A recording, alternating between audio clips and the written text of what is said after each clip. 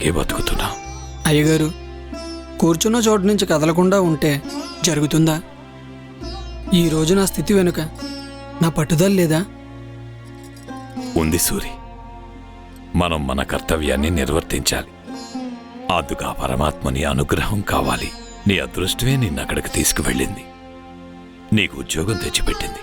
అయ్యగారు, నేనిక్కడే ఉండిపోతే ఈ అదృష్టం ఏమయ్యేదయ్యా? ఇప్పుడు ఈ వాదనలన్నీ ఎందుకురా? ఈసారి మీ అయ్యని తీసుకువెళ్తావా? ఆయన ఈ ఊరు వదిలి రాడటయ్య గారు. అంతేరా, ఈ ఊళ్ళో పుట్టి పెరిగాం, ఇక్కడే రాలిపోవాల్సిందే.